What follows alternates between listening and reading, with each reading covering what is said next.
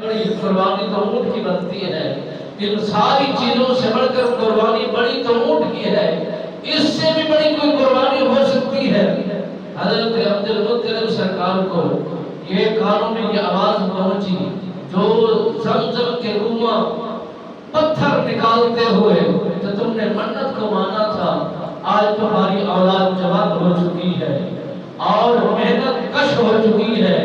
بہترین سہارا بن چکی ہے، انہی میں سے جو منت مانی تھی ایک فرزند اللہ کی بارگاہ میں فدیہ کرنے کا عہد کیا تھا، بس وہی پورا کیا جائے۔ حضرت عبد المطلب سرکار بھول چکے تھے، آپ نے یہی بات کو دل و دماغ پر غور کرنا، پھر بات ذہن میں اتری تو آپ نے سبھی بچوں کو بلایا، وہ 10 کے 10 بیٹے اکٹھے ہو کر عبد المطلب سرکار کے دربار میں، آپ کی کچہری میں، آپ کی سرداری میں، آپ کی قربت میں آپ پہنچے۔ آپ نے فرمایا کہ میں تمہاری خاطر اللہ کی بارگاہ میں فریاد کی تھی، ایک منت مانگی تھی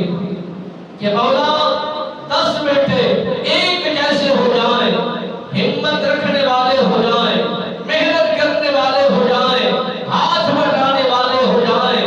اور جوان ہو جائیں، مال سر انہیں عطا کیا جائے گا، برابری ہو جائے گی، اس کے بعد ایک بچہ تمہاری بارگاہ میں فدیہ ادا کروں گا، قربانی ادا کروں گا، قربانی پیش کروں گا۔ رب کی طرف سے حکم ملا ہے کہ اب تمہاری قربانی کا حکم آ چکا ہے، تمہاری اس میں کیا رائے ہے، تمہارا اس میں کیا ارادہ ہے؟ حضرت عبد المطلب سرکار کے 10 کے 10 بیٹوں نے ایک زبان، ایک جواب